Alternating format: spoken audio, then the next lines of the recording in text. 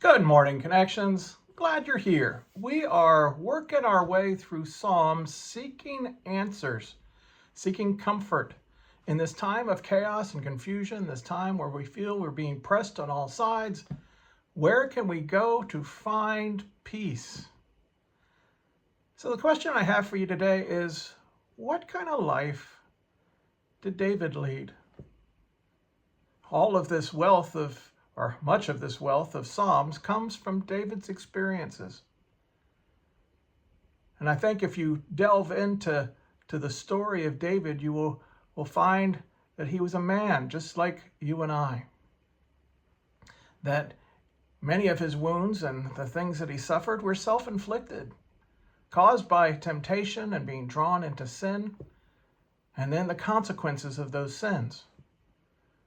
But he is also known as a man who had the heart of God, meaning that he kept his eye on God and kept seeking God for all of his days. And that makes him worthy of study. But I would put to you that David lived a very difficult life, challenged on every front, whether it be by consequence of sin or because the devil did not want him to succeed. Did not want him to find a relationship with God, certainly did not want him to prosper in that relationship. And so every day, the devil worked hard to pull David down. Why is that important to you and I? Because I suggest that the devil is trying to do the same thing in your life. Dinesh spoke of being before the cross, at the cross, and after the cross on Sunday. Perhaps you are at the cross, or you're looking for that at the cross moment. Well, I guarantee you the devil does not want you to have that moment and will do everything he can possibly do to convince you to go back the other way, to trust in the things of the world, to seek counsel from the things you know better than you know God. Perhaps you've been in relationship like David for a very long time. One thing we must remind ourselves, even though we are in relationship with God and we consider ourselves after the cross, that the devil is never going to give up, going to continue to challenge us just as he challenged David. And therefore, we must not become lax. Oftentimes, we'll just kind of say things because that's how we've, learned to say them. How you doing today? Blessed and highly favored. Who do you trust? I trust in God. But those things over time lose their meaning unless we are truly challenged to grab hold of God. What the devil uses to destroy us, God uses to strengthen us. Through these trials and tribulations that we walk through, we are forced to go from word and platitude to anchoring ourselves in faith so that we will not be blown away by the tides and the winds of this world. And that's what David faced daily. And that's what is captured in Psalms, particularly Psalm 62 that we're looking at today. Starting in 62, truly my soul finds rest in God. My salvation comes from him. Truly, he is my rock and my salvation. He is my fortress. I will never be shaken. That's one of those easy things to say.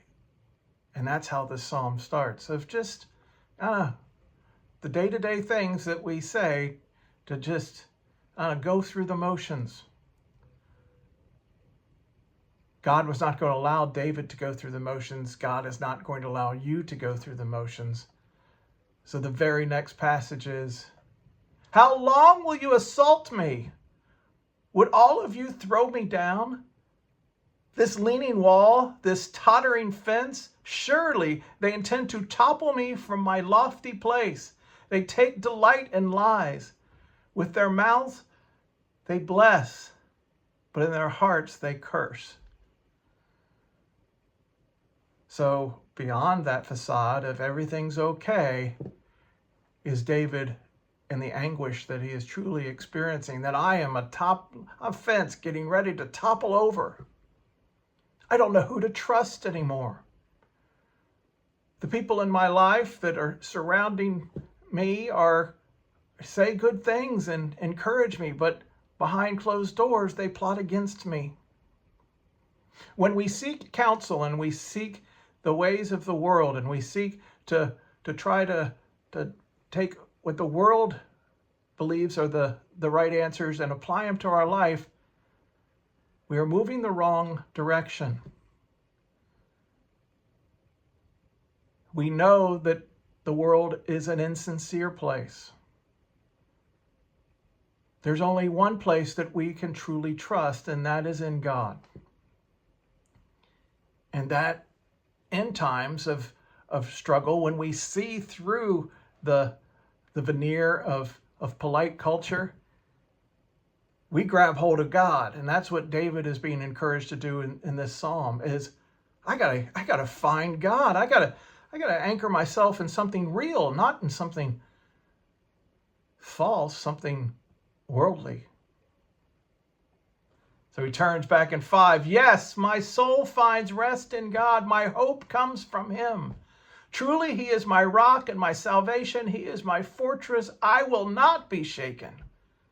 My salvation and my honor depend on God. He is my mighty rock, my refuge. Trust in him at all times, you people. Pour out your hearts to him, for God is our refuge. Similar words that he spoke at the beginning, but now you sense that he is tuned in. Wow, I can't believe I was accepting the counsel of others. I can't believe that I took my eye off of God. Not only am I going to turn my eye back to God and grab hold, but I'm going to teach others to do the same.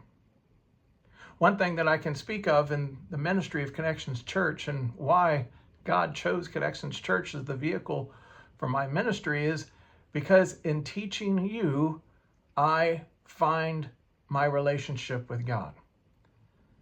Whether you're teaching mathematics or you're teaching English or you're teaching physics, when you teach, you grow because you are called to anchor yourself so that you can show the way to others. It works in those disciplines, and it is found originally in our relationship with God. If you will anchor yourself in God and then seek others to disciple, you will find yourself even more firm in your relationship with God. Surely the lowborn are but a breath, the highborn but a lie. If weighed on a balance, they are nothing. Together they are only a breath. Do not trust in exhortations or put vain hope in stolen goods. Though your riches increase, do not set your heart on them. We are in a battle each and every day, a battle against what the world suggests is the right course, and that is ever changing, but it usually has some sin and temptation at the root of it. And it seems very attractive. And it seems that whatever advice you're seeking, someone has the answer for it. And it can lead us astray. The right mindset is all of this passes away. There is nothing new under the sun. This kind of scamming and deceit have been with us from the very first sin. What is trustworthy, what is true, is God. And that is where we find our strength. One thing God has spoken, two things I have heard. Power belongs to you, God, and with you, Lord, is unfailing love. You reward everyone according to what they have done. In a small outline, David has given us an understanding of how he finds his feet every day, how he anchors himself in God, and he refuses to take counsel from the world, and only seeks the Word of God. Apply that to your situation and your life, and you will prosper just as David prospered. You won't always get it right. No matter how long you pursue God, there's always going to be challenges. But I tell you, if you'll go from just the everything's okay facade to allowing God to press you so that you grab hold, you will grow and be in a much better place than you are today. All right, we're going to continue to move, and the leadership team will be meeting this Sunday as part of a prayer gathering. We look to expand that circle as soon as we possibly can.